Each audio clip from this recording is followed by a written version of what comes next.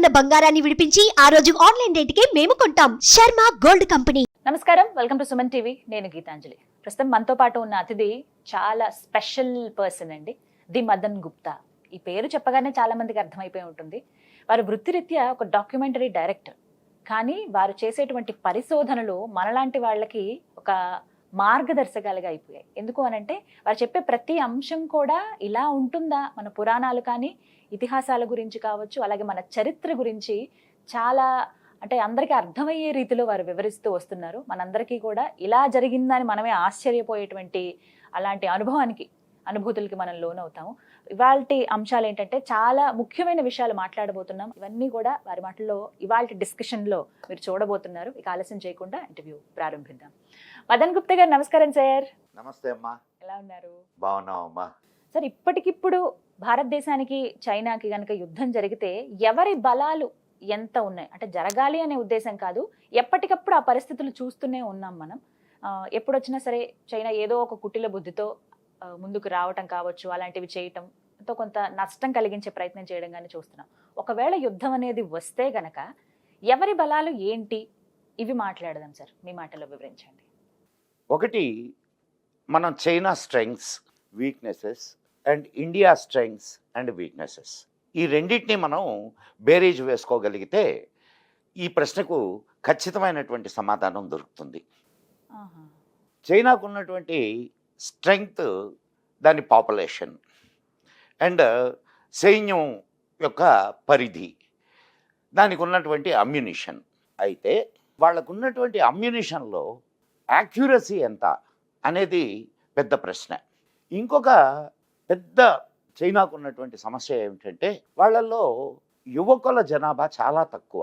China policy ప్రకారం ఒక యువకుడు ఒక కనీసం 2 సంవత్సరాలు సైన్యంలో పని చేయాలి అనేది వాళ్ళకు ఒక రూల్. అది మొత్తం జనాభాలో ఒకరిని ఇద్దరిని కనేటటువంటి వాళ్ళే చైనాలో ఉండేది. మరి ఒకరిని ఇద్దరిని కనేటటువంటి వాళ్ళు సైన్యానికి పంపిస్తే తిరిగి వస్తారా రారా అనేది క్వశ్చన్ మార్కే ఎప్పుడు.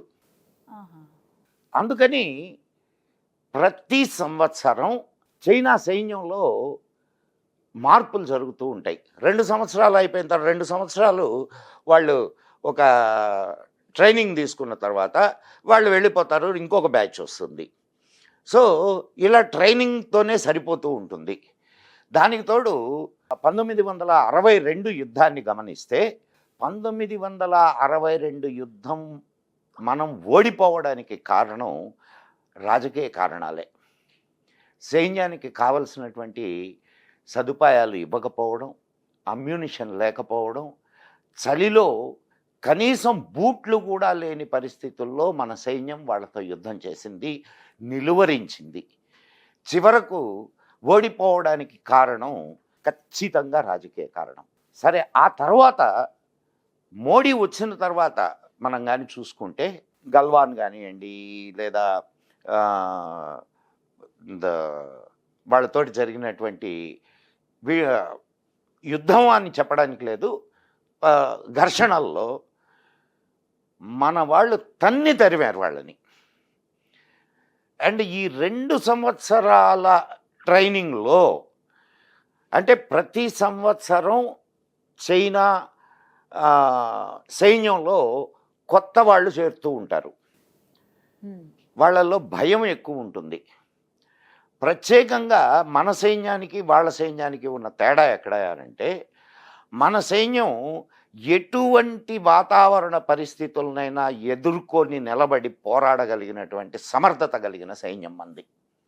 ఇక చైనా సైన్యాన్ని చూస్తే వాళ్ళు మంచు కొండల్లో ఉండడానికి వాళ్ళకి వార్మింగ్ టెంట్స్ అంటే మీన్ ఛాంబర్స్ ఏర్పాటు చేసి దాంట్లో వాళ్ళని ఉంచి తర్వాత మళ్ళా వాళ్ళని అంటే వాళ్ళు రెస్ట్ తీసుకునేదానికి వార్మింగ్ ఛాంబర్స్, ఇలా రెస్ట్ తీసుకునేదానికి వార్మింగ్ ఛాంబర్స్ ఏర్పాటు చేసుకొని, దీనివల్ల శరీరం కండిషనింగ్ కాదు, బయటకు వచ్చినటువంటి వాడు మన సైన్యాన్ని తట్టుకొని నిలబడగలిగినటువంటి పరిస్థితి లేదు. ఇక వాళ్ళ అమ్యునిషన్ సంగతి చూస్తే అమ్యునిషన్లో క్వాలిటీ చాలా చాలా తక్కువ.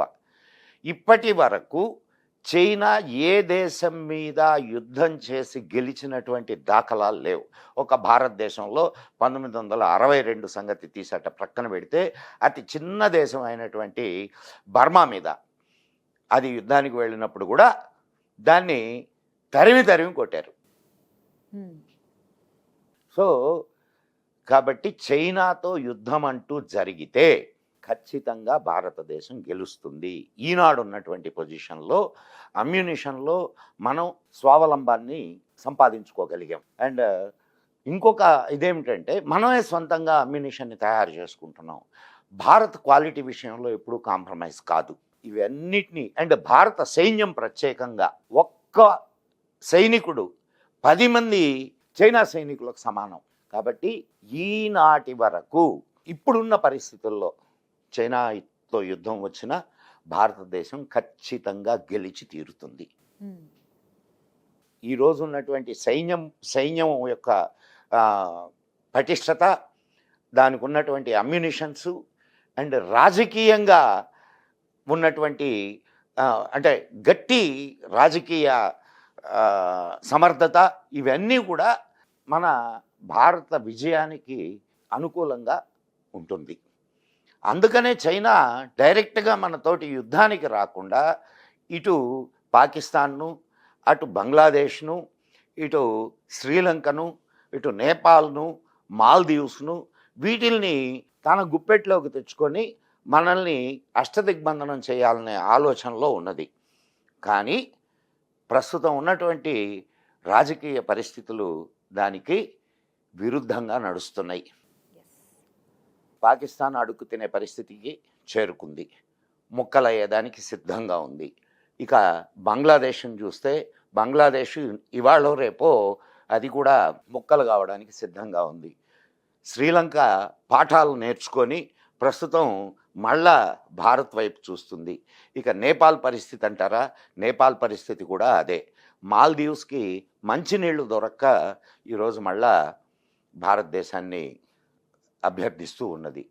సో ఇన్ని పరిస్థితులు ఉన్నా గట్టి రాజకీయ నాయకత్వం, సమర్థవంతమైనటువంటి రాజకీయ నాయకత్వం, అఫ్కోర్స్ మొదటి నుంచి మనకు స్వాతంత్రం వచ్చిన నాటి నుండి మన సైన్యం అతి పటిష్టమైన సైన్యం, అనేక విషయాల్లో ఆ విషయాన్ని నిరూపించుకుంది.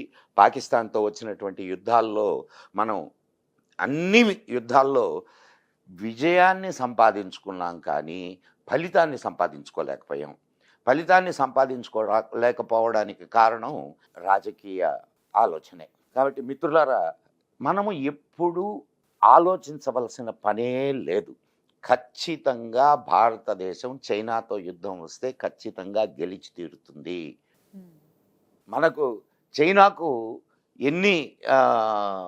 ఎంత అమ్యునిషన్ ఉందో దానికి ధీటైన అమ్యునిషన్ ఈరోజు భారతదేశానికి కూడా ఉంది.